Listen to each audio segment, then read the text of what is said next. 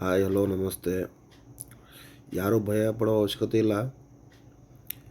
ಇವಾಗ ತಾನೇ T T result ಅಂತ ಹೇಳ್ತಿದ್ದಾರೆ ಎಲ್ಲರೂ. ಆದರೆ ಇಲ್ಲಿ ಯಾವುದೇ ರೀತಿ ಇನ್ನು ಅಫಿಷಿಯಲಾಗಿ ಯಾವುದೇ ರೀತಿ ಇನ್ನು ಏನಪ್ಪ ಅಂದರೆ ಲಿಂಕ್ ಕೊಟ್ಟಿಲ್ಲ. ಅದು ಲಿಂಕು ನೋಡಿ,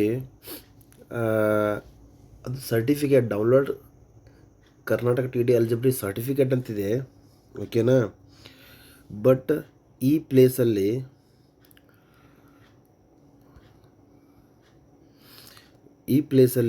ಮೇ ಬಿ ಸೆಕೆಂಡ್ ಬರ್ಬೋದು, ಅದು ಮೇಲ್ಗಡೆ ಬರ್ಬೋದು, ರಿಸಲ್ಟ್ ಅದು ಬರುತ್ತೆ. ಅಲ್ಲಿವರೆಗೂ ಕಾಯೋಣ. ಮತ್ತು ಈ ಡೌನ್ಲೋಡ್ ಅಂತ Karnataka T T eligibility test certificate ಅಂತ ಇದೆಯಲ್ಲ, ಇಲ್ಲಿ ಇದು ಲಿಂಕು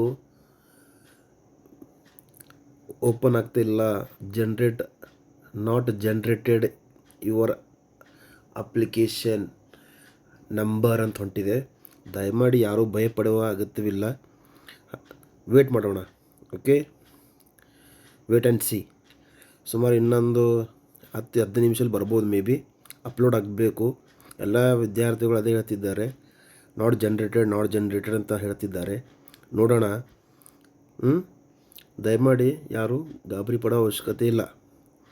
ಓಕೆ, ಥ್ಯಾಂಕ್ ಯು.